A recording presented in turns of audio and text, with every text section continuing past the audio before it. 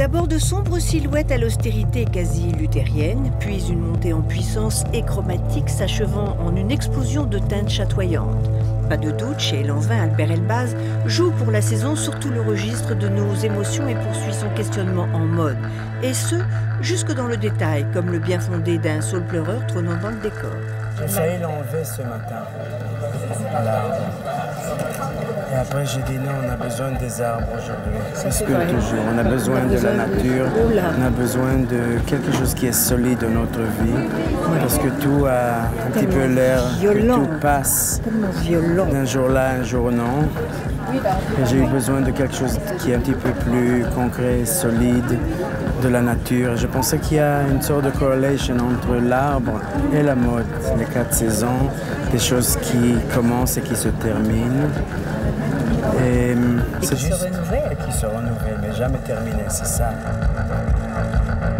Ce rythme quaternaire donne un souffle nouveau à ce vestiaire tout en progression pour lequel le minimaliste consiste d'abord à surligner un ourlet, une manche, une épaule, un plastron ou un col de fine baguette de métal, mi-bijou, mi-fermoir. Mais cet art d'en faire le moins pour exprimer le plus restera un secret bien gardé. D'abord, si je le savais, je ne sais pas si je l'aurais partagé. Mais je ne le sais pas, le secret, je le fais, je le vis. Vous savez, pendant 2 mois, on travaille sur la collection. C'est pas que je fais les choses les dernières 2 semaines. On travaille pendant 2 mois et chaque jour, on fait une pièce. Et je pense que là, mon job, si on me demande alors qu'est-ce que tu fais, je dis je fais des essayages.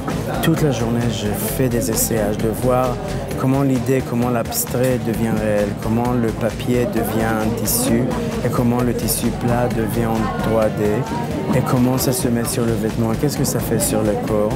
Et finalement, je pense qu'aujourd'hui, quand les femmes sont tellement fortes et puissantes, le vêtement ne peut plus voler le visage des femmes. On n'a pas besoin.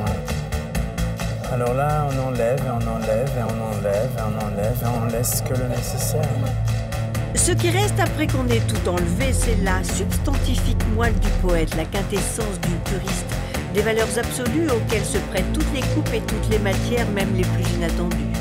J'ai beaucoup travaillé sur cette collection, sur des volumes, sur des découpes, sur des couleurs, j'ai utilisé plein de gazard pour tout le final. C'est le tissu le plus têtu du monde. C'est un tissu fou. Je pense que tous les gens d'atelier sont devenus fous. Ils ont terminé à 8 h du matin, ce matin, à quelques pièces.